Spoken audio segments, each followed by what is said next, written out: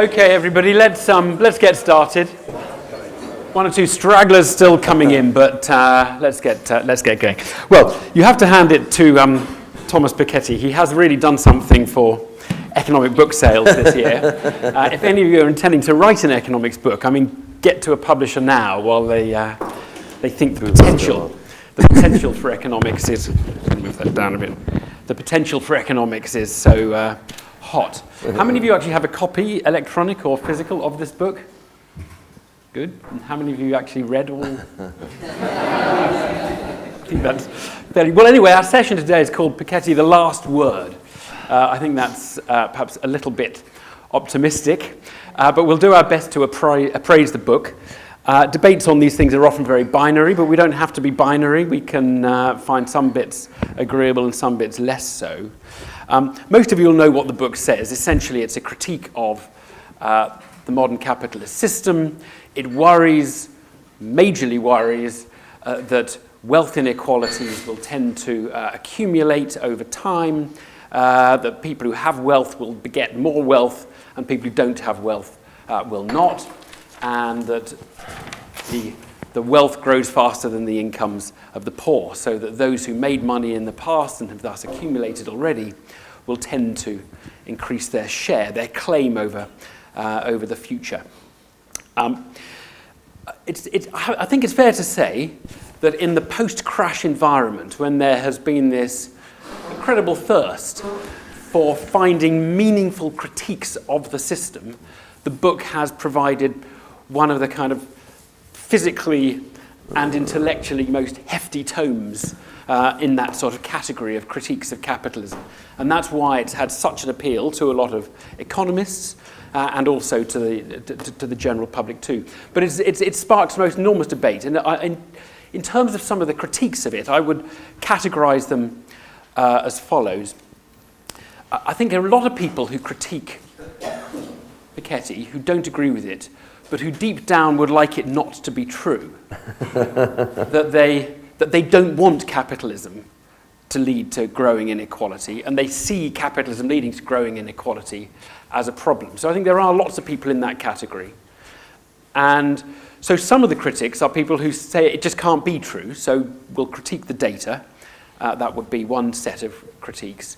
Or that they would say that even though the data at an aggregate level is true, it's not interesting at the aggregate level. You have to probe down into the wealthy, and you find that actually there's more churn there than Piketty's thesis would maintain.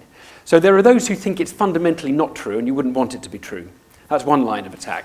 Then there are those who say, screw it. This is a sort of braver argument. Screw it. It doesn't matter if it's true. Capitalism doesn't hinge on inequality growing or not growing. We just don't have to worry about that.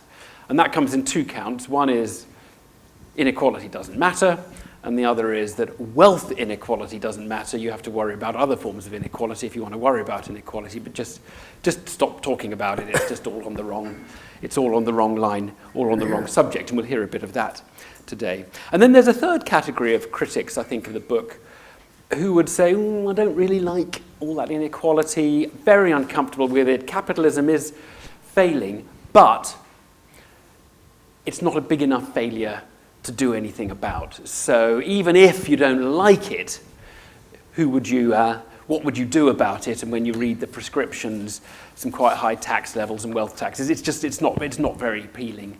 And so even though you may not like it, it's probably not worth touching. There are lots of things in life that you don't like, but are not worth touching. We're not here to discuss all of those, though.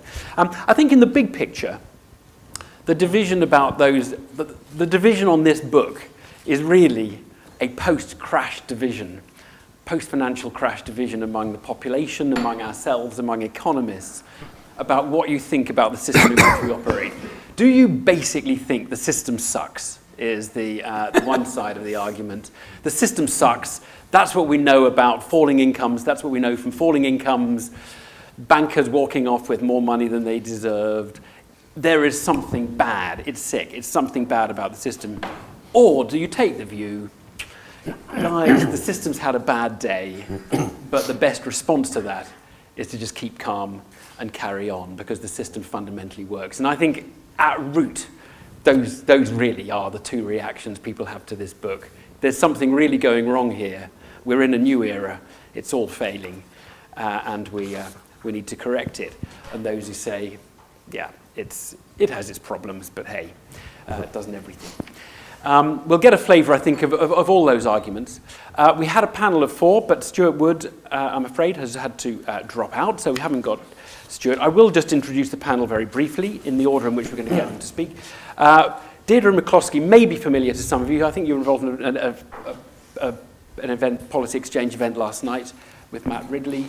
Deirdre is an economic historian and has written 1 or 2 really good books about economics, critiquing some of the practices and habits of economists, and is very familiar, has made a strong case that economists need to infuse their subject with more ethics because they often drive what's going on in market economies more than perhaps economists believe.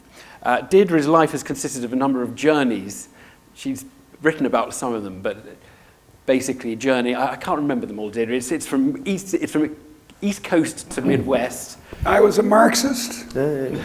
Now I should say I'm not. And then the memoir Crossing, which talks about the journey from being Donald to Deirdre, is a whole nother topic for another day. That's right. But is well worth reading. Chris Giles. Oh no, we'll have John McTernan next. John is a political commentator and strategist.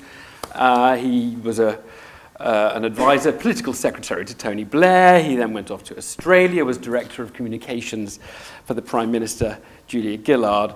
But he's a thinker. And we think of you as kind of a bit more of the left, but sometimes people question that. But he's they do. Centre-left. And then Chris Giles, economics editor of the Financial Times.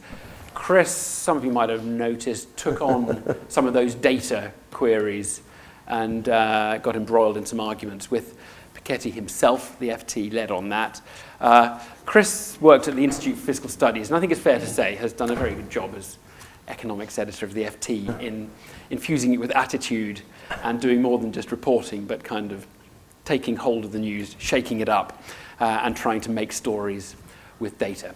But what we're going to do is I'm going to give them about 7 minutes each to sort of lay out their stall. We'll have a little bit of discussion up here, and then I will open it to the floor. I'd like us to finish by 10 o'clock. I'm going to start, though, with Deirdre. Thank you, Deirdre. Well, I have got a piece, a long review of the Piketty book, which is going to appear in a very obscure Dutch journal in English, but is available for other publication venues. I extracted that promise from the obscure Dutch editor. And it is, I tried not to read the Financial Times' work on this. I tried not to read other people's reviews and didn't, because I wanted to give Piketty, who I presumed was probably mistaken, I wanted to give him a fair go. I wanted to see if he could persuade me that he was correct, so I was trying to be open-minded. But I tell you, page 6, any economist here should look at page 6 of this book. Good Lord. It's the worst piece of first-year economics screwing up I've ever seen. It's the kind of mistake that our students make about week 4 of their first economics course, confusing movement along a demand curve with the movement of the whole demand curve. And the key point here is not so much this technical one, but that very seriously, Piketty doesn't understand the supply responses that a market economy evokes. He really doesn't. He thinks that if there's a scarcity of oil or a scarcity of London property, that it'll never change. You won't discover new oil, you won't build skyscrapers. Actually, you can't in London. But nothing will happen except that the rich who own the oil and the land will get richer. So although it's that page 6 that brought me up, and I realized that this guy who was educated in France doesn't really know economics. And it's not his fault. French economics is in the grip of a Cartesian obsession with proof, and mathematics department mathematics, not engineering department mathematics, or physics department mathematics, but mathematics department mathematics. So it's just a very sad story. So he doesn't get economics. Well, so he goes back to Marx and Ricardo. Now, I told you I was a Marxist, and I've read a lot of Marx. I pretty much know what Marx said. I didn't ever get to volumes 2 and 3, I have to admit, any sensible student of economics knows that David Ricardo came before Marx, was a genius, and had a tremendous clarity. But both of them had a pessimistic vision of the future, as did Parson Malthus. And the result is that they both said, Ricardo said, the landlords would engorge the national product. Hey, it stands to reason. God isn't making any more land. As population goes up, according to Malthus, obviously rents are going to go sky high, and landlords are going to become very rich. No supply response. No settlement of Australia. No wheat coming from Ukraine. No extension of cultivation into the American Midwest. We're doomed. The sky is falling, or is about to fall. And then Marx said the same thing, although he was somewhat mixed, as the famous Marxist economist John Robinson pointed out. On the one kind of simple-minded version of Marx is to say that the capitalists would engorge the national product. That's Piketty's version. If R is greater than G, to put it in Piketty's terms, we're doomed, we're doomed, we're doomed, the sky is falling. Now, it should be pointed out that Piketty himself points out that the sky has only actually fallen, or started to fall, or shown signs of falling in Britain and the United States. That's a little odd, since R is greater than G more or less everywhere in the world. It's a trifle surprising that in his own native France, this catastrophe hasn't happened. So he says, and he's an honest man, I think, and he says, well, yeah, I know, it's only working, my model is only working in the last 15 years or 20 years in Britain and the United States, and as Ewan pointed out, if you go down into that, there's a certain problem, which is that it's not all inherited wealth. Great wealth is not, most of it's not inherited, most of it's made. But he says, well, but no, it's going to happen. Go back and look at my Ricardo plus Marx equation. Don't you see? It's going to happen. We're going to get unequal. The sky will fall. I don't think so. For one technical point that I devised or noticed is that he ignores human capital. Human capital. And in the last 150 years, human capital has become gigantically the most important form of capital. So land, which Ricardo thought was going to engorge the national product, is in fact now a very small part of national income, even urban rents, but certainly oil rents and so on. You add them all up, they're quite small part of our economies. So there's a problem on that side because, look, in 1848, the world was as Marx and Ricardo spoke of it. There were these rich folks, landlords in Ricardo's case, and capitalists and bosses in Marx's case, and they owned the land or the factories. And the workers, the ancestors of most people in this room, owned their backs and their mouths. And they weren't allowed to use their mouths very much. They had their backs. But now, most of what makes you well off is what's between your ears. And you own it. It's not owned by the boss. You can move to another occupation or another business.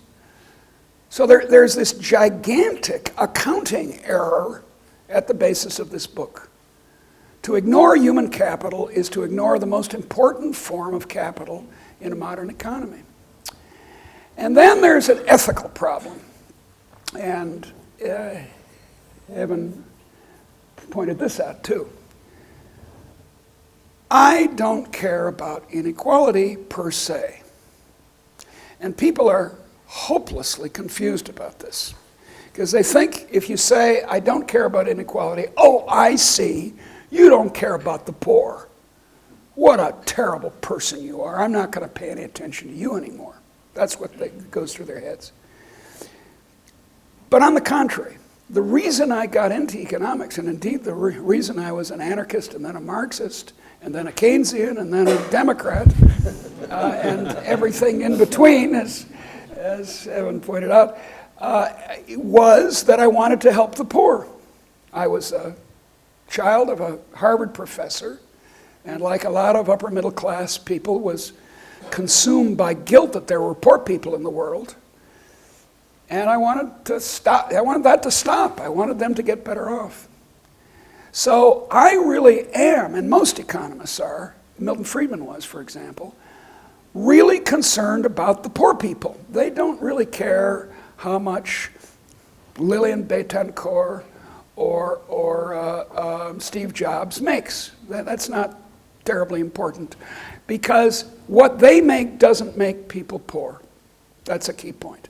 There's no connection between the number of yachts that some multi-billionaire owns and the poverty at the bottom.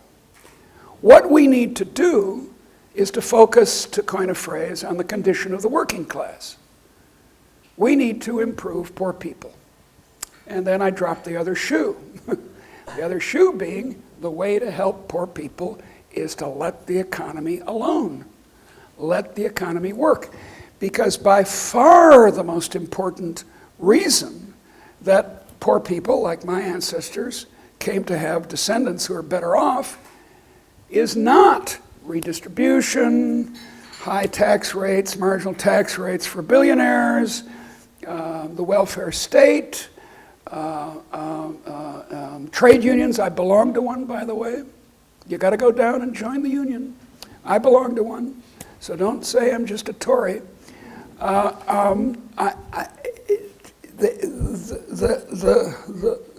What made poor people rich is making the pie bigger and bigger and bigger. How much bigger? And here I'll end.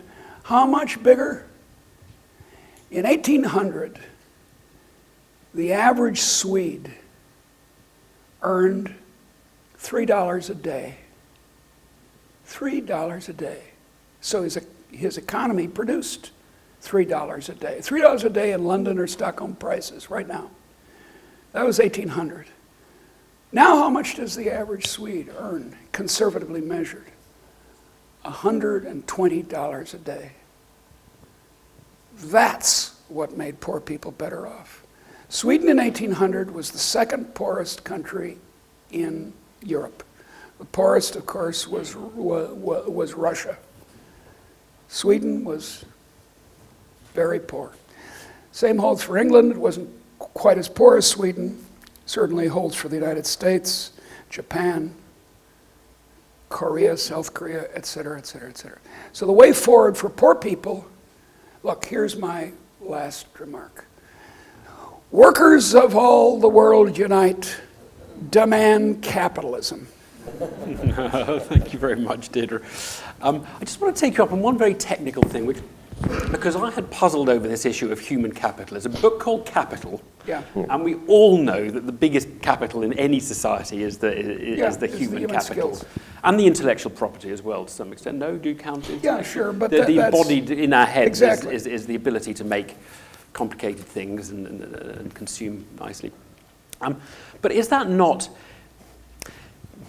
R greater than G? Yeah. The R is the financial return, if you like, on investments, excluding human capital. The human capital return is included in the G, isn't it?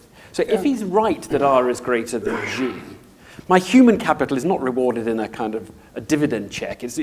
My reward to that is my wage, my wages. You're right. And my wages are in the G, and the other bit is in the R. So in fairness to Piketty, if he was able to show you that R is greater than G and other reasons why that relationship is important, the human capital side is embodied in it. I mean, it's just he's saying that the financial wealth is growing faster than the human capital wealth. Yeah, and that's right. But of course, it's factually wrong. But anyway, it's factually wrong. Your accounting is correct. You're right. What you just said is correct. But the facts of the matter are wrong. It's not true. By the way, if it were true, then it would have been true in 1800 and 1900 and in ancient Egypt and in China and in every society we know, because in every society, practically, except for very brief periods, R is greater than G. So it's factually wrong. It doesn't correspond with what the history is. But then it's ethically wrong, too. And that's my point about worrying about not the gap between rich and poor, but how the poor are doing. That's what I care about. Yeah. I could care less about. We don't care how much David Beckham has. We can be it's very nice, very comfortable, but it's very nice. Okay, we'll come back. Has everybody heard this R greater than G? I don't want the conversation to be completely incomprehensible, but it is the sort of central inequality, the sort of central equation that the rate of return on capital is greater than the growth rate. So people who have wealth generate it more quickly than other people's incomes will grow. But your formulation is correct. The rate of return on financial capital. Yeah, financial capital. Yeah. All right. Well, there's one set of critiques. John McTernan. So I'm here under slightly false pretenses in that I don't have an economic critique of Piketty. What I have is a view of the politics around Piketty. And I'm going to essay a statement of what Stuart would have said had he been here. Therefore, it's completely deniable on his part. And I'll also say the huge tactical and strategic error I believe the Conservative government have made in their response to this. Because there's no doubt, as Evan said, the book itself has been a phenomenon. To get a book on economics topping bestseller charts, non-fiction bestseller charts in America, shows there's an appetite for this kind of thing. And like most people, I've read more reviews of the book than I've got through pages of the book. But in this, I do feel that I'm at one with President Obama on at least one issue. I met the chair of the Council of Economic Advisors to the President of the US at a conference in Amsterdam, and I was asking what he was doing. He said, well, one thing I've got to do is write the 5-page summary of Piketty's book that the President and the team in the White House will read, because apparently none of them have time to read a book, whatever length of a book they have to read. So there's no doubt, I mean, I think I agree with quite a lot of what Deirdre said. Particularly, I've heard Piketty speak on this, and there's two strands which I find very difficult about his argument. One is it's very deterministic, and coming from politics, I don't want to believe in determinism, let alone believe in determinism. So the kind of sense that there's nothing you can do rules out any agency, rules out any impact of politics. So I think that's a big concern of mine. And the other one was, I wasn't really sure what he actually thought about Steve Jobs. It seemed to be that there's good wealth accumulated and there's bad wealth accumulated. And he never quite got into stepping out what that was. What's the difference between, is it when you earned it? So 10 years ago is fine, 20 years is okay, 50 years is pretty bad and 100 really, really bad? Or is it the type of wealth that you earned? Is it, in fact, that point, is it Steve Jobs is okay because it's from human capital, it's from his brain? I really couldn't get to the bottom of that. I think the issue for me around it, and what I think Stuart would say, is, and it picks up a bit on what Deirdre said, it's not inevitable because it's not happening in every country. And the country I know the best in this, which is avoided in the book as far as I can find out, is Australia. Yeah. And that's really interesting. I would say Australia has remained pretty equal through a period when other countries may have changed in terms of whether they're equal or not. And I agree with Deirdre too. It's not clear to me, again, how poorer people getting richer makes people. Mm-hmm. And the evasion in it is, if you ask Polly Toynbee, she's happy with David Beckham earning a lot of money, but she's not happy with chief executives earning a lot of money. Well, they're just people earning a lot of money. It's either either you're able to do it or you're not able to do it. You can't say football's fine, but cricket not. or whatever, it's not. And the issue, I mean, what's happening in Australia is pretty straightforward. It's got one of the highest minimum wages in the world.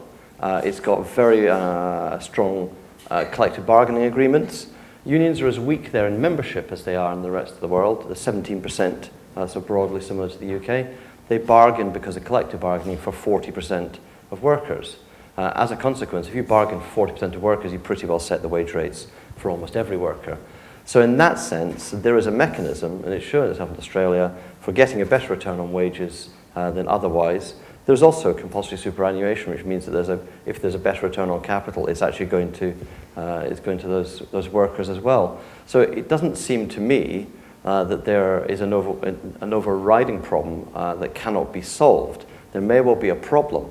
And I think what Stuart would say, were he here, is that it's pretty clear that you can re-regulate a labour market, and that you can re-regulate a labour market, and in that way you can move yourself to high skills, high wages, high returns on work, high pensions, and you can reset the settings. It doesn't destroy capitalism in a sense. The historic role of social democracy has been to save capitalism from itself. Mm-hmm. Without social democracy, no paid holidays. Without paid holidays, probably a lack of moral and ethical license to operate. So then, there are different types of capitalism. There's a Swedish capitalism, there's an Anglo-Dutch capitalism or Anglo-American Dutch capitalism. And so I think you can argue that there are solutions to problems that Piketty exposes. What he does make, though, is a case for discussing the issue. And that's the interesting thing for me about the politics of this, is that it led to a lot of discussions. Now Evan, I think, is right to say, in a sense, it's a discussion which exposes what do you think about the Great Recession and the aftermath, the global financial crisis.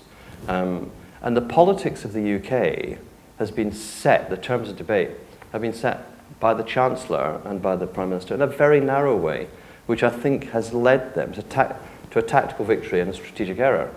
They've been so intent on blaming the Great Recession. They call it the Great Recession when they're in America, but it's Gordon Brown's recession when it's here. Well, again, it's either one or the other, right? Either Gordon Brown crashed the entire world, or it's an event called the Great Recession, which doesn't really have an author, but does have, there are people responsible for it and policy errors that are responsible for it. So in the zeal to convict the Labour Party of a great crime of crashing the car, they've missed a huge opportunity. And for me, if I'd been an advisor to George Osborne or David Cameron when the book came out, I'd have invited Piketty into Number 10 for a seminar, and my message would have been very simple. We're the Conservative Party. We believe in capitalism. Because we believe in capitalism, we accept there are issues about it. Of course it has to be regulated in various ways, and of course there are times when there are issues which arise through the functioning of the locally British economy, the regional economy in Britain, European economy, the global economy, which deserve to be addressed. And they need to be addressed. The only people you can trust to do this is the Tory party. Because we believe in capitalism. That lot over there, not only do they crash the car, they're not even good at driving the car because they don't really believe in the highway code. They fundamentally, at a certain level, don't believe. I mean, all social democrats should be really relaxed about capitalism, because if you want to redistribute wealth, you have to have wealth in the first place. So you should really be go-go turbocharged capitalists, plus quite interventionist and trying to... And the mistake that the Tories made was to see an issue arise and then let it, and basically let it drift onto the Labour benches. Because there are concerns, there are genuine issues. I said at the beginning, I do not believe that there's a determinism in the economy that means that we have to be like this. And I think I'm like Deirdre, I don't believe that poverty and inequality are inextricably connected. What I do believe is that politics is about a variety of different claims on resources and a variety of different ways of distributing resource across time, across gender, across geography, across regions, and that you need a compelling story to justify your politics. So ideas have a great force in politics, and you can see it. The ideas in this book entered into a space that was empty of ideas about how to respond to the Great Recession. And the question which hasn't been answered by the book or by politics in Britain, and which is an overriding problem, is, was the global financial crisis an event, or was it the harbinger of a new settlement? And you see that in the tax returns in Australia and America and the UK, again, the two countries I know the best. There has been a fall in the tax take that comes in to government. I don't believe that's all about double Dutch Irish sandwiches or all the kinds of tax evasion that's talked about. It may well be about a different settlement in the global, a different equilibrium in the economy, and that is a worry for the political settlement here as well. So you have two issues bobbing around. One is low wages, and the other one is low tax returns into government. And they make constraints and political constraints.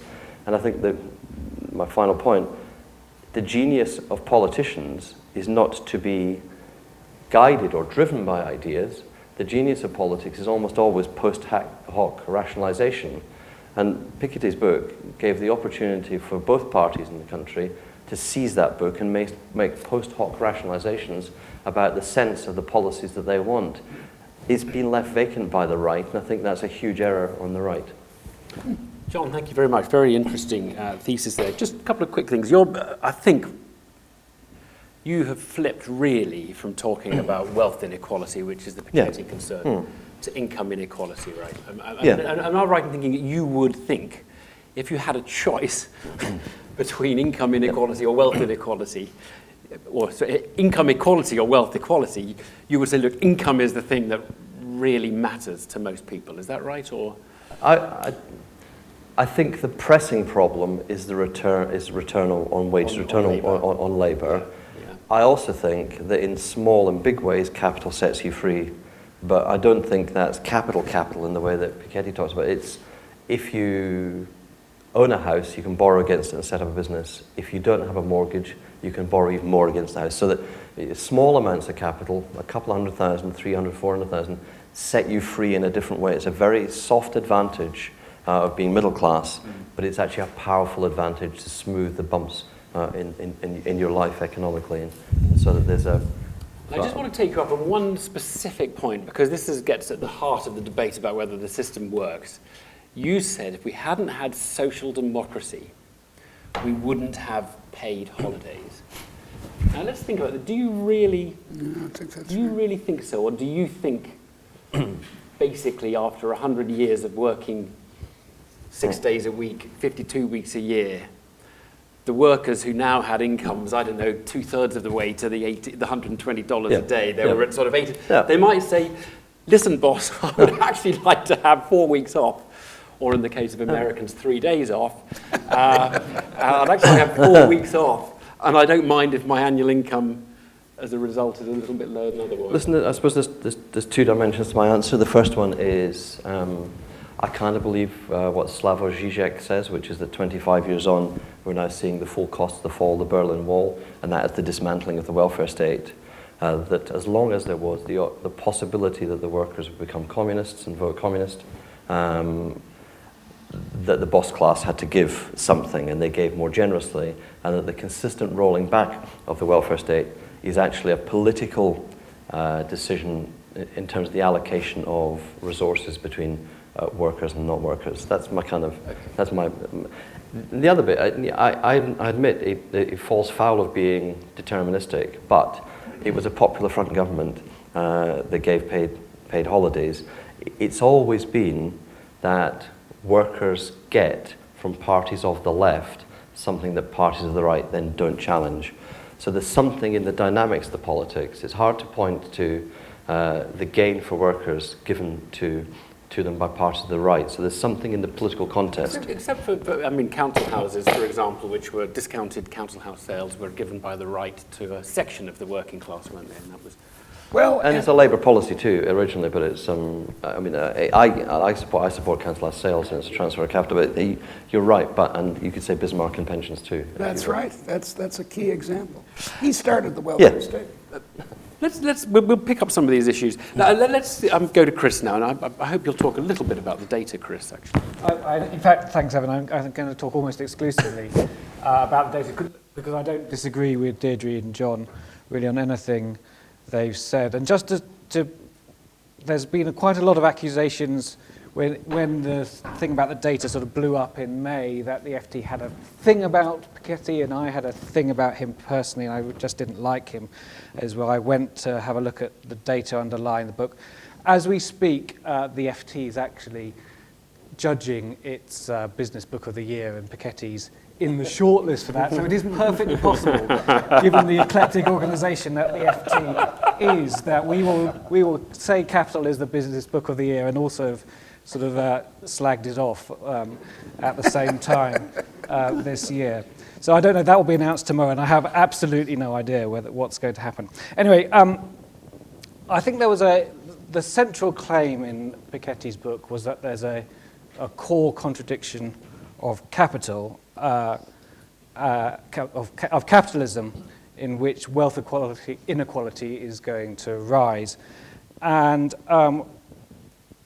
that was the theoretical R is greater than G, but it was very much not just a theoretical argument, it was a data-driven argument as well. And in the introduction, Piketty wrote, compared with previous works, one reason why this book stands out is I've made an effort to collect as complete and consistent a set of historical sources as possible in order to study the dynamics of income and wealth distribution over the long run. So it's very, very clear that data is central to it. And then the reason he's absolutely sure that R greater than G works and is a deterministic theory, he writes later on in the book, that the reason why wealth today is not as unequally distributed as in the past is simply that not enough time has passed since 1945. So he says there's been an underlying movement since 45 for there to be a deterministic increase in wealth inequality. And when you hear him speak at events, he also then talks about a Downton Abbey style of world that we're going back into. We're going back into a 19th century style. I started looking at the data in the book purely because there was a release of UK wealth inequality data in the middle of May. My editor said, can you give me an international comparison of this? I thought, oh God, where am I going to get that? That's quite difficult. Oh, I'll pick up Piketty's book, I'll go to the relevant chapter and I'll find out, I'll just compare the ONS data with his data for the UK, and then we can look at other countries. And there was such a large discrepancy between the UK data he was referring to, which had a share of the wealth held by the top 1% of over 70%, and the official data, which said 44%. Now, this isn't one of these little differences you can sort of forget about. This is something that really fundamental. Didn't have time on the day to have a look at it very carefully, but thought that's something I should go back and have a look at. I don't really understand why that's so different. And when I went back, the key charts which show this rise in inequality, particularly since the 1970s in the US and UK, which show, as John was saying, a very deterministic view of the world. So we had this big fall in wealth inequality and then now a rise. Well, there are only 140 data points for the whole world in these charts. So actually, you can check them quite easily. And I say I found problems in 114 of the 140 data points. Objectively, some of the problems were quite small. But where I thought there were quite large problems was in 52%, so that's over 70 of the 140 data points. They were ranging from fat finger errors, things that were simply transposed wrongly, and you could see what he'd done because he just picked the wrong line very quickly and just written the number in. There were some sort of odd ways of using averages. There was sort of some data just didn't seem to have any source at all, even though it was said to have a source. Different time periods were used, but particularly there was inconsistent use of different sorts of data. So there's two sorts of data for long-run wealth inequality. One is sort of estate tax data, which is really difficult to use because not many people pay estate taxes, and sometimes the records of estate tax are difficult. So to transfer that to a whole population is actually a really rather challenging thing. And you've got to be really careful with that anyway. Or cross-section data where you survey people and say how much wealth have you got, and you've got to be careful with that because you don't know if people are telling you the truth. So there are problems with all of these, but migrating from one to the other you've got to be really careful about because these things give fundamentally different results. And what you really see when you look at it carefully is there are two sorts of things he did. One was to smooth lots of very wiggly, shonky data around to make it look much more deterministic than if you go back and look at the original sources, it seems, and that creates this determinism, which I think is a problem in the book. And secondly, particularly in the UK, but also a little bit in the US, right at the top of the wealth distribution, he migrates from one source of data at its minimum point to another source of data, most recently at its maximum point, to create this upward line. And that is the thing that creates the rise. If you look at the individual data sources, there's some movements, but in the UK in particular, 9 out of the 10 decades we have consistent estate tax data for, and it's not entirely consistent, there's been a fall in wealth inequality. 1 decade there was a rise, which is the 1990s, surprisingly, and he has it rising in 4 decades, which comes from his choice of the way he treats discontinuities, and I think that was a choice. So I thought when we published this, the response to our articles was depressingly predictable. I knew, particularly from the academic economics world, what they would say about it just by the person it was. But I think when you get to the core of it, it really does matter, because if you're going to make a big claim that the central contradiction of capitalism is a tendency for rising inequality, and you say the data is the key reason why this book stands out, you've got a problem if your data's dodgy. Yeah. And it is. So I think inequality does matter. I don't think it's the most important thing. I think incomes and human capital matter even more. But I think society does have a problem with inequality. I think you can see it in London, where we don't have a supply response because we don't allow ourselves to have a supply response. We actually know how to solve the intergenerational problem with housing in London, but we just don't do it. Okay. And it's nothing to do with it is sort of, this is us forcing R being greater than G onto the London economy because we don't allow a supply response to allow G to be higher, which we know how to do. But that isn't a central contradiction of capitalism. That's a rather silly, parochial aspect of the London economy. But I also think truth-telling is important, and truth-telling with data is important. And I'm not convinced this book does it, so I don't think it's a very truthful book. Chris, thank you. And I mean, Piketty did answer, and I don't think we'll get deeply into it, but quite a lot of the points that you had found were, if you like, too small to worry about because they didn't really change the story that he was telling. So we didn't have to worry about those. And then there were 1 or 2 that did appear to change the story, but Piketty had reasonably good answers, didn't he, on those? I mean, anybody doing a good job of constructing data, and they're going to do some smoothing, and they're going to fill in a point here that are between 2 other points.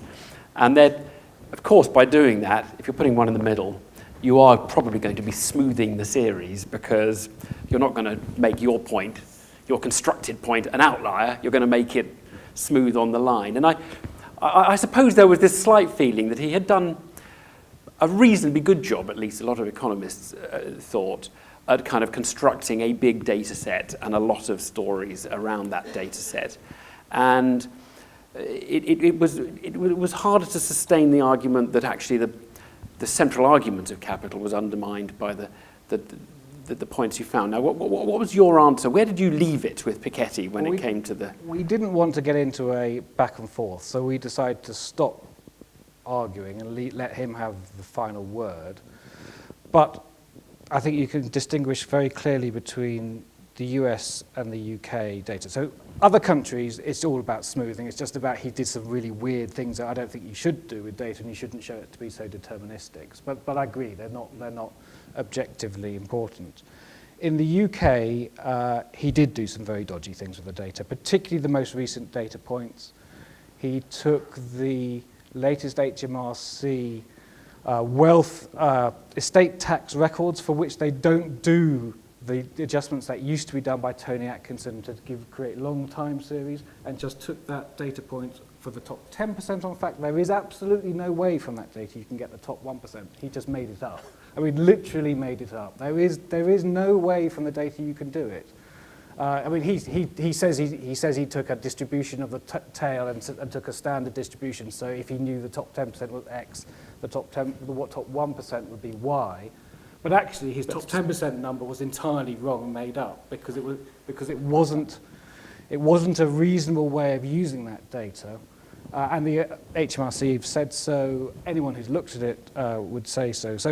Because he migrated from a different form of data to that, you get this. That's what drives his upward slope. In the US, I think he has a better case but again, he moved from an estate tax records where he himself admits he's written papers saying there is no rise in the top 1% if you use this method. So if you use this consistent method all the way through, there is no rise in the top 1%. I do think that's not the best way to look at US data, and probably cross-sectional data is better, and there you do see some increase. So I think there is a difference. Let's get to the crux of this. And do you think in the UK case, the wealth share of the top 1% has been increasing or not? On the basis of everything you've seen. I think the data suggests it hasn't. Because that in itself is a pretty striking finding, given that the income share of the top 1% has been growing so fast, and returns to capital have been, by and large, quite generous. It might have done since the latest data point. So the latest data point we've got is 2011, and we've had quite a significant increase in financial wealth, which is the most concentrated among the top end since then, with increases in equity prices. So it might be happening now, but the data we've got, I don't think shows it. But why would it not be? I mean, because I would guess that it has been, just from the... Because the vast majority of wealth is held in housing in the UK. And housing is reasonably equally distributed. The vast majority. Okay. That's and as far as income is concerned, as I said, the income is mainly earned from human capital. So you get rises in... But there's been a huge rise in income inequality. We all agree with that? That's what I'm saying. So you would expect then that there had been some commensurate rise in wealth inequality? No, as he points out, no, they're unconnected. Income inequality, Evan, as you know, rose very rapidly in the 1980s, from 1977 to about 1989, 1990. Then overall, the income distribution has been very stable since 1990, except for the top bit of the top 1%. So it's not even the top 1% has risen above the rest of it since. But also the top 1% in income terms also got hit quite hard in the recession. And I mean, a different way of saying it is that the cost of leaving school at 16 and the cost of not going to university is getting higher and higher and higher. Right. It is. So therefore, there's just a greater premium on intellectual skills and human capital. Yeah, there is. That's one of the things. That's another dimension of the London problem. It's got a lot of people who can't access the labour market because they're not fit for the London labour market. Yeah. Let's just have a quick. I just want to nail this issue of whether you guys think that inequality at the wealth level matters at all. Now, I mean, Deirdre put her cards on the table. Basically, don't worry about it because redistribution of that wealth is going to make no difference really to the fate of the less well-off, and it's the less well-off that matter. John, I just want a really clear exposition from you, whether you worry or why you worry at all about wealth inequality or income inequality indeed. I worry about wealth inequality between men and women. I think if you look for a minute, from pensions is a good example, where women do get a worse deal in pensions than men do, and I think that's a genuine worry. That's a gender equity. I worry about the generational inequity, not because it's irresolvable, but because the obvious resolution to it is inflation, because inflation turns capital into sand and debts into sand as well. And that it's also in terms of social solidarity. And I think equality and equality is a useful tool for a politician. I mean, there's two things which are great resources for politicians. One is the future, because any issue is easier to deal with in the future than today. And the other one is a great tool, is a powerful metaphor which you can use. And at the moment, people feel unease and unhappiness and whatever, really about globalization. People really are thinking, I'm not sure it was a good idea to let 1 billion to 2 billion new workers into the global economy. And they project it into various pots. One of them is immigration. Equality is a powerful way to harness an argument. So I'm not that bothered by it, but it's a powerful political tool. So what you're really saying is that you can see why other people are bothered by it, although actually deep down, you don't really worry about it. You're more worried about the incomes of the poor. I'm much more worried about the people. I'm much more worried about people at the bottom than I am. And there's a simple solution to poverty, which is give people more money. Absolutely. And there's a very straightforward way of getting more money, which is being able to earn more money from your brains than from your muscles. Absolutely. So that seems It's not just wealth, which, as you say, is largely in housing. It's not just wealth. It's not just the income that you earn from the wealth, which can be the human or financial capital, but it's consumption that we're actually concerned with. And indeed, we're concerned with what you could call necessary consumption or important consumption. Not the diamond necklace that Lillian Betancourt buys at Cannes and then puts at the bottom of her jewelry box, her jewelry boxes, I should say. But the fundamental ability of everyone to have a roof over their head, to eat enough, to be healthy, to be able to go to school, which I think is crucial, to have a certain security in their old age. And this kind of equality has radically improved in the last 50 years, even the last 30 years. In terms of real consumption of goods and services, I don't know quite what the word for it is, necessary or socially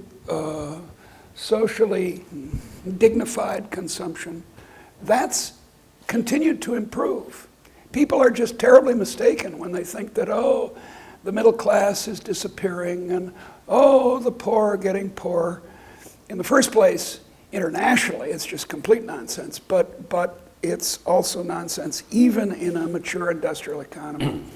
But we do observe that that consumption is a little more complicated than you're implying there, isn't it? Because the very well off actually devote quite a lot of their income to buying things that are actually about, it's the so-called positional goods. It's about buying status rather than buying function, isn't it? Maybe. So they're buying the best flat in Mayfair rather than... Bob Frank says this. And I wonder whether then people aren't entitled to say, well, okay, look, we've got our clothes and our hospitals and our schools and our roof, but we have a bigger... We've done all that. We understand, where you are. We've been through an industrial revolution. We understand we're not all scrobbling around in the dirt. Thank you for that, but we'll bank that. But we actually still have a concern about some people swaggering around driving, cars that are designed to make everyone else feel small. Well, look. And whether that isn't, whether that isn't something people are really... It's what they're concerned about, but, it's sinful. Envy is a mortal sin, and I'm quite serious about it. That we shouldn't, as economic and political commentators, be encouraging people to be envious, because if they aren't, because envy is insatiable. I can admire people who are smarter than I am. I can admire people who are envy people who are more beautiful than I am, as hard as that is to imagine. I can imagine people who are, I keep saying imagine, I can envy people who are shorter than I am. I'd like to exchange with some of the short women here. But that I don't care if he has an Aston Martin. Do you? Really? But why does he care he has an Aston Martin? He's a bloody fool. Right, see, that's it, isn't it? He's as stupid as the person envying him. And that's the attitude I have. Right, I see people on the street it's just all a distraction. with their silly watches that cost $40,000, and I think, geez, and they could spend the money better by doing something. by endowing professors of economic history. Look, I want to open to the floor, but I just want, and maybe Deirdre, this is more you than the others, or maybe it's Chris, but it's probably not John. One of the things that's most difficult for me in this book is that the inequality, R greater than G, is almost too powerful for Piketty. That's a big problem. Because if you really believe R greater than G, and it is the case that it's most of the time, then there isn't... The book proves that there's something wrong with this inequality, because clearly this inequality isn't as important as he suggests it is. Exactly. Because over so much time, R is greater than G, Exactly. and inequality isn't growing. So So wherein lies the problem with R greater? R is greater than G. To me, that does imply that people who have capital get richer and those who don't. So what is the kind of the flaw when you break into that, drill into that inequality? You know, you're perfectly right. He wants to talk in Marxist terms. He's not an orthodox Marxist by any means, but he wants to talk in Marxist terms about the contradictions in capitalism. And people just love to find, there's a contradiction. And as you say, the contradiction is too powerful, because it's obvious that R is greater than G, that is, return on capital is greater than the growth rate of return on financial capital is greater than the growth rate of the economy almost all the time. Okay, why doesn't it work? It doesn't work because people the same families don't remain rich all the time. Right. I mean, this happens over and over again. If it were true that most high, what do they call it in the financial industry? Most high net worth individuals were always high net worth individuals, and their grandfather was, and then their grandson is, and they just go on being high wealth, high wealth. If that were true, then his thing would work. But the trouble is, it would work in the 18th century. It would already have worked. So the rich would have 100%. And he admits this at various points. He says, well, there can be wastrels. After all, that's what entailment, that's what the centuries-long struggle in English law about entailing estates was all about. That George, this wastrel, was going to blow the estate and gambling. So it's about, so it doesn't work because you basically get people who have a lot of wealth suddenly losing it all, and other people gain and of course the other point is that the world doesn't divide into capitalists and who have wealth and have not. There's a spectrum of. Chris, did you want to come in? Just very quickly, I think it is something though that we do need to watch out for, because it is possible that in the future you could have a situation where this sort of tendency might happen, and that's one of the things that you do need to endow professors of economic history to check that these things aren't happening. We all agree on that. Okay, let us open to the floor. If you'd like to say who you are, we've got a microphone floating around. Take the gentleman over there, and then we'll take the lady there. Yeah. Just the microphone behind you. Peter Lilly. Peter Lilly, sorry. I mean, first of all, we should pay tribute, I think, to Piketty, that he is lucid, unlike both Marx and Keynes. I forget who it was said of Keynes that it was the difficulty of prizing open the oyster that caused economists to overvalue the pearl within. But Piketty is lucid. But that shouldn't sort of dazzle us. His basic formula is R minus G. Greater than G. Greater R greater than G. R minus G. And growth rises, compound interest G. Wealth from income from wealth rises compounding. That is only true if they don't consume. So it's really R minus E is greater than G. That's a good point. Return minus expenditure. Now he deals with this point, and he says expenditure is very small. for the rich as a proportion of their total income. They can't spend it all. It's difficult if you're very, very rich to spend the interest on the interest. Yeah. Now that's an important point because what it tells us is the rich are supplying an ever-growing supply of capital to the economy and not using it for consumption purposes. Yeah, good point. So, and ultimately, he says, there will be an oversupply of capital, then the return of capital will come down below the rate of growth. So, in effect, he's saying it's a self-correcting mechanism. Either they're supplying more and more capital, which is good for the rest of us, yes, because they're not consuming the return on it, or ultimately they so oversupply capital that even their own wealth stops growing faster than their incomes. Yeah. And I, for some reason, haven't seen this point made. Yeah. Yeah. Very fair point. Yeah, It's it does rely on the well-off save, just reinvesting the returns. Well, but and as you point out, it's not that investment in, I don't know, industry doesn't benefit us all. It often does. Yes. Go ahead. I'm Claire Pelham. I'm Chief Exec of Leonard Cheshire, which is a disability charity, and we work in 54 countries around the world. And a large part of what we do is supporting disabled people who are largely economically disadvantaged into employment and enterprise. Good. And I really want to pick your brains.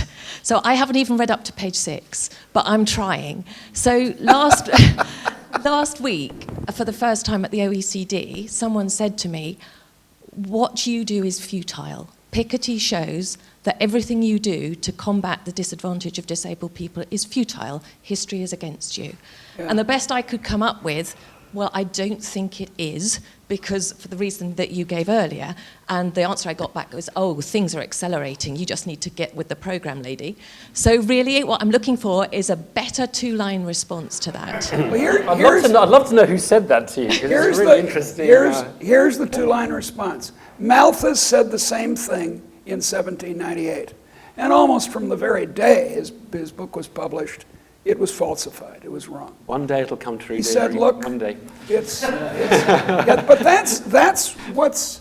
This is kind of a spooky book. This is a horror fiction. That's what Piketty's book is. Is ooey ooey scary music. Ooey ooey. There could be inequality. Ooey ooey. And then that makes everything else irrelevant. And what you do is the Lord's work. I commend it. I'll contribute. Incidentally, I'd really like to know what Piketty is doing with his earnings from this book. I give away 15% of my income to charity. I wonder what our Piketty does. Do either of you want to come back to this? Well, I mean, I think there's a micro and macro bar. I mean, if someone says to you, it's futile, they're making a very macro statement, but the work of your charity is helping on a micro level, and you can absolutely help people, even if the macro forces were against you. That wouldn't make your charity futile. I mean, it's just absolutely absurd. Good point. I think a lot of these things come down to and this was. As soon as I started reading this, I just felt I want to know what's going on underneath these aggregate data series, because, and that's why there's a little bit on the Forbes 1000, or was it the Fortune 1000, the richest people, and then actually people have gone into that, show that it does churn quite a lot. It does churn. If you believe that, you'd expect more or less the same people to be in that year after year, and they. I mean, there's another straightforward answer, which is that the Australian ambassador to the OECD has forced equality and inequality not just onto the agenda of the OECD, but into some of the modelling about what the losses are economically. So whoever's telling you this is somebody who's not actually up to speed with what the OECD work is. That's the first point. And the second point is, if Deirdre's right, and she is, that the biggest return in the economy is on human capital, you have to believe that everybody who's disabled has no contribution to make in terms of human capital. That's clearly wrong. It's the basic equality argument. The economy is malfunctioning when there are people who are working at below their level in that economy, whether they are women or whether they are people with disabilities or whatever they are. If they're excluded from if their racial groups aren't allowed into certain parts of the workforce, that is economically inefficient. So there's two arguments against the guy, or I'm assuming it's a man. Right, we're going to take another couple. We'll take the gentleman down here, and then we've got a couple over there. Can we take this gentleman first? Hi, I'm Josh Swidler from Elliott. One question I had for you was around the scope of definition of inequality, that it's focused on only the state as opposed to globally, and that the concept that redistribution should only be occurring within that state as opposed to globally. And then with regard to the measurement, it's a measurement of income or capital rather than health or lifespan with children mortality. All things obviously related to capital and availability, but things that are clearly better delivered in capitalist societies. So why has no one really pounced on this contradiction of socialism, that is, it's okay to redistribute within the state as opposed to redistribute globally? Okay, go ahead, Chris. I think those are very valid points. I think what we know has happened in the world is that the income distribution of the world has narrowed very remarkably with the rise of China. Within lots of countries it's widened.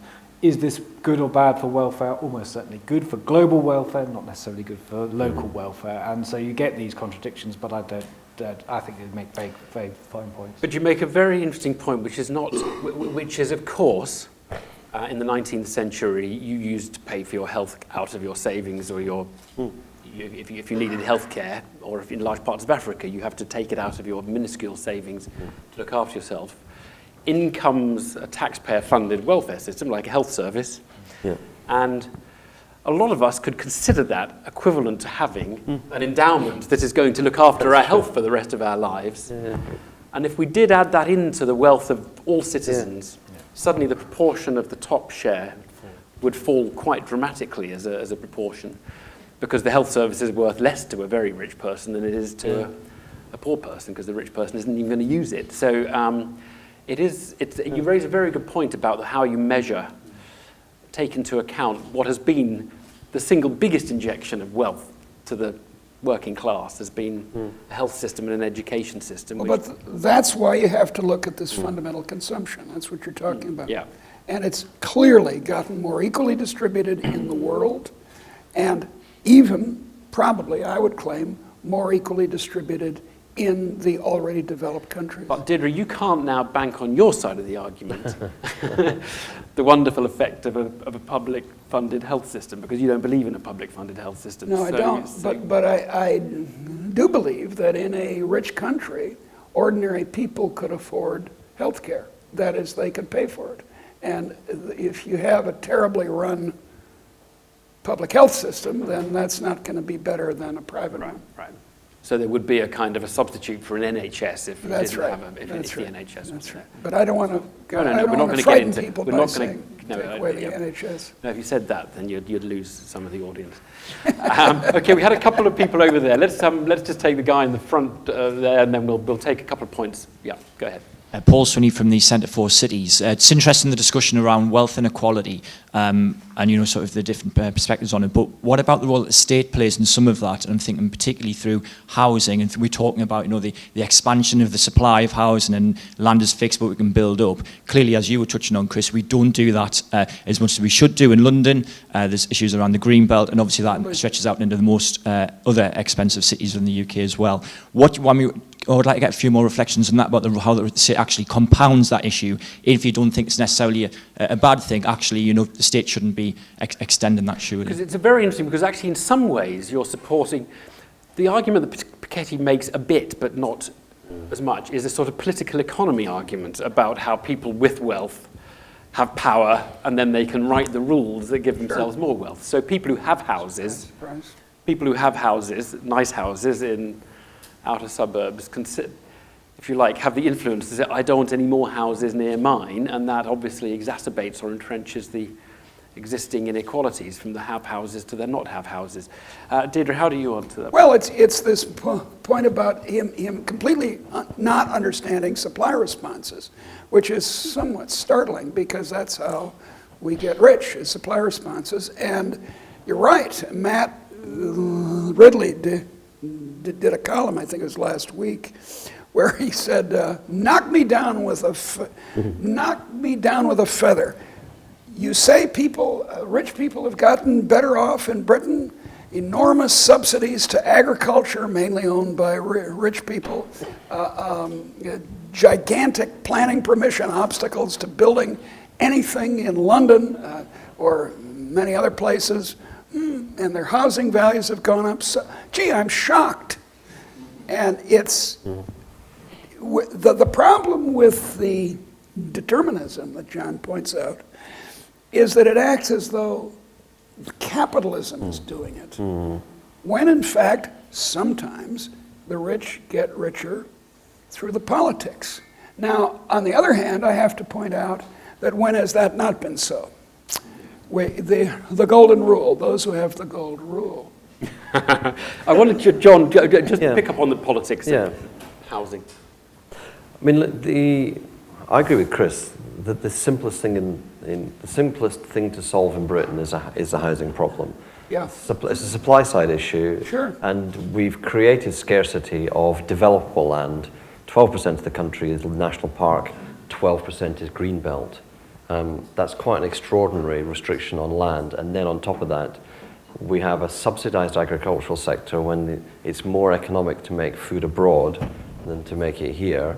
And we are obsessed with food security, which is an entirely made-up problem, made up by vested interests who want to maintain the situation they've got. So land, there's a political problem, and I go back to Deirdre's point. One of the reasons that people do not like the system of governance and government and politics they have at the moment is they know somebody is making something out of it, and it's not them. And the simplest way to understand it is to go to a Welsh district council and look at their planning applications. Planning applications are like fiat money. You can make money from nothing with a planning permission. Something that is worth nothing becomes worth something. And it's a model of the extent to which state regulation, and this is different from the period before, state regulation creates wealth, whether it's in telecommunications, where it creates a whole industry, or whether it's in land restriction and planning permission. The consequence is the people who are best able to play the system are able to give themselves unearned wealth. And that's one of the things which is tied up in a lot of the anger around, which is people know that there's a lot of lobbyists who lobby a lot of politicians in private. They've got no idea what's going on, but they have a suspicion it's about unearned or unworthy increases in wealth for certain people.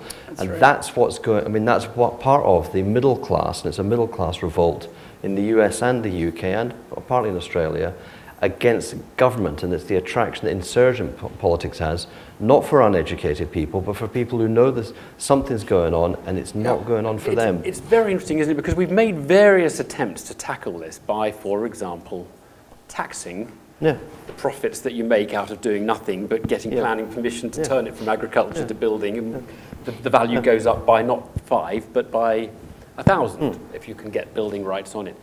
And for some reason, they've never really worked, and it's never felt as though there's much gusto in the attempts to say, we're going to let you have a 20% return on that piece of agricultural land, and then the other, the rest of it. But the enemy in most discussions is the developer. The developer is in the 10% business. They make a turn on what they build. The enemy is never focused on the underlying land rights owner. The Duke of Norfolk is the enemy, not Barrett's. Right. I agree. So, okay, that's very. Anyway, it's interesting to get into that slight political economy take on the rich get richer. We had another couple around here. Yeah, let's take both points together if you don't mind, and then we. Thanks. I just had a couple of comments. First of all, tell us who you are. It's just Stephen Massey. I work for a firm called Canaccord, actually in the wealth management business, so I can speak.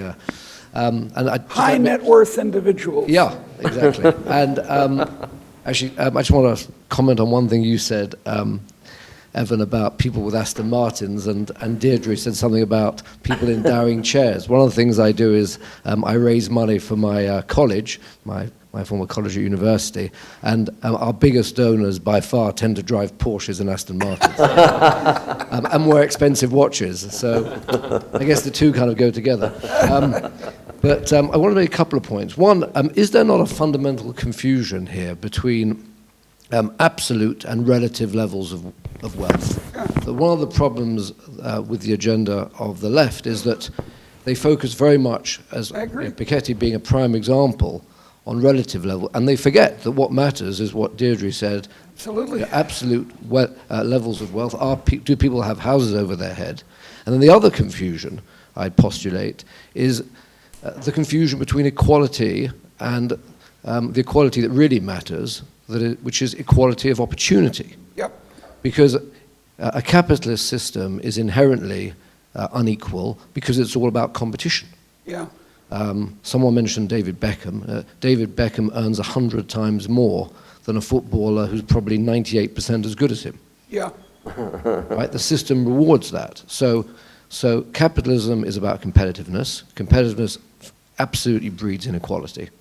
And what matters is that the system provides the opportunities for everyone to participate in success. And to be but is it not the case that there would be some relationship to inherited wealth and opportunity, or Yes. parental wealth and opportunity? So, I mean, one can't help but look around now and think that those of us who had parents who helped us buy the first house, for example, and so were early in on the London property boom, are just fantastically blessed compared to those who didn't have that parent. I mean, they definitely have that advantage, but don't you think, I mean, as we see more and more kids from state schools going to the top universities, actually, I'd say the biggest correlation for success is educational success and where you get to go to university. Right. I mean, If that is the case, I don't know if it is increasing at top university. But that's a good point. Now let's just pass the microphone to the gentleman behind you. We'll take another. Alistair Smith, I'm an economist at the University of Sussex. Agreeing with two things which Deirdre McCloskey said, that it's hard to give too much credence to a so-called general theory that plays out differently in different countries, and to the explicit ignoring of human capital. Yeah. When you look at the United States, what's driving income inequality in the United States is not capital income, it's labor income. That's right. Extreme increases in the income of not mostly entrepreneurs, chief executives, fairly middling, people of reasonably middling ability who've become chief executives, and people in the financial markets. That's what drives income inequality in the United States, and it's not Piketty. However, looking at the United States, surely one could question your proposition that if you're worried about the poor, you don't worry about inequality. Because in the period since 1980, when income inequality in the United States has been growing so dramatically, the incomes of the bottom half of the income distribution have basically not increased at all. So the poorer half of the American population have not shared any of the fruits of economic growth for the last 35 years, and surely that's a problem. Now that's very, very interesting. And I just want to come. Do you believe they haven't shared any of it? Because certainly the statistics appear to suggest that. But is there a statistical problem in measuring income? There's a gigantic statistical problem, which is that, and economists, as you know, pretty much agree on this. The Boskin Commission in the early 90s, Michael Boskin was the chair, sorry, I trumped on my mic, said that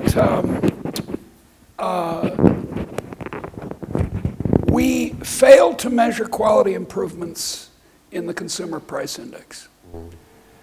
We don't completely fail. The statistical people for the government are trying to get it right, but it's really hard. And what they concluded, and I think they were right, is that it's about 1% a year improvement in real terms. Now, you can give a lot of concrete examples of it. One is, take a kind of stupid one, TV. You buy a color TV, not a color TV, a black and white TV with 4 channels in 1965. And then for lower real price, much lower, you buy a color TV with, in the United States, 300 channels of rubbish. Well, you know, that's someone's improvement. They think so. Air conditioning. This doesn't apply in the United Kingdom. I don't think you've heard of it. I don't think you recognize there is such a thing. But in some parts of the United States, it's really, really important. People die from not having air conditioning. But sorry, Deirdre, the people who produce the inflation figures should be comparing a similar air conditioner with another That's similar the air trouble. conditioner They can't and quite. see the falling price. They can't quite do it. It's hard to And do. so the crucial thing is that they're not doing it enough, particularly They're where not you have doing it big enough. technology They're changes. not doing So it enough. the internet, Say, how big a portion of your consumption is every that? poor person in the United States has a cell phone. Now, I'm not saying they're the undeserving poor and only we rich people should have cell phones, but I am saying that the basic conditions of life. Let's take medical care to talk about something more serious. Last year, I had my hip joints replaced. I had arthritis in my hips. Well, for your grandparents and mine, that was a sentence of death to have arthritis in your hips. You ended up in a chair and then you died. Now I can dance the light, fantastic. And it's become routine. That's the key point. Chris, do you buy the data? I think that I probably wouldn't be as extreme as Deirdre. I think there is a. Few people are. I think there is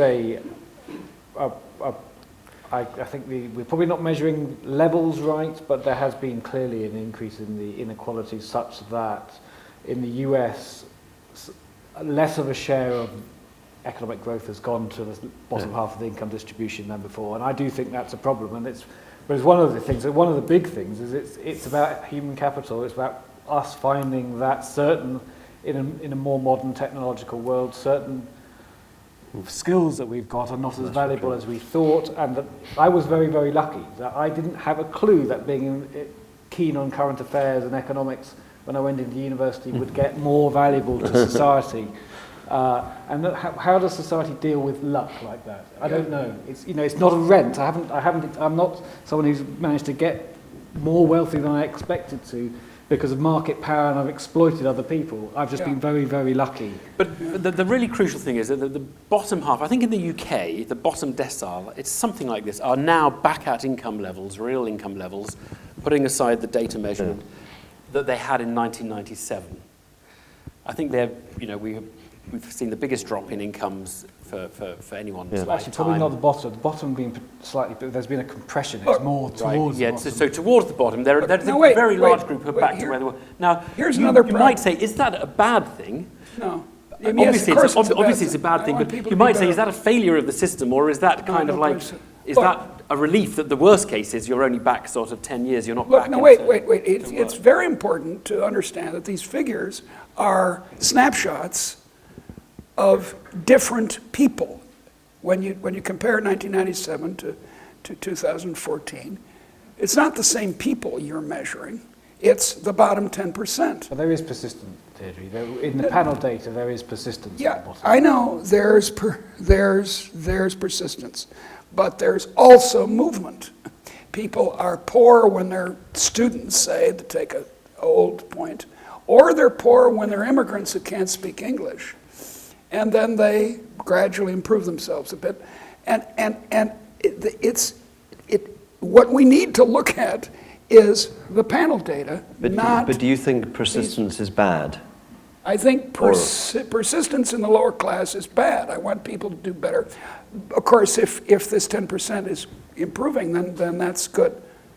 But I think castes are a bad idea.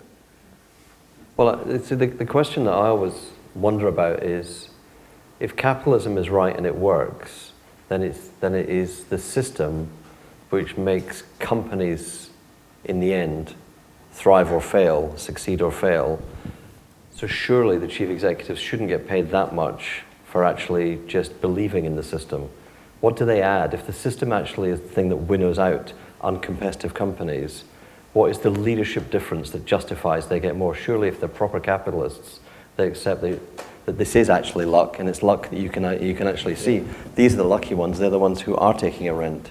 They are civil servants with share options, as somebody said recently. I mean, I think that's a good point on which we should perhaps finish, because I think a lot of the concern that the public have, and it's very hard to because there's no such thing as the public in which there's one view, but it comes back to this point we just heard. It's not actually that there are richer people there or wealthy people.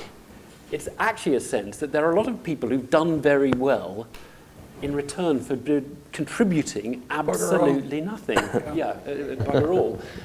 And who've actually basically walked off having paid themselves a great deal of money in return for very little. So it is worrying, isn't it, that a lot of the inequality is centered around very bright people with a very clever ability to exploit asymmetries of information or to walk off with the benefits of other people's enterprise. Or the other group, the chief executives, who seem to have a unique ability to determine their own pay, and whose bearing down on cost rises is much greater when it comes to everyone else's incomes than it does on their own. And I wonder whether that isn't really at root what people hate about the capitalism they've observed over the last 10 years, rather than the inequality. And they say it's inequality, but it isn't. And it's not even envy, Deirdre. I don't like seeing people, while I'm working my guts out, seeing other people who are not really doing anything, not pulling their weight, and walking off with wheelbarrows of money. Is that it? Yeah. I think that's right. They ought to send it to me.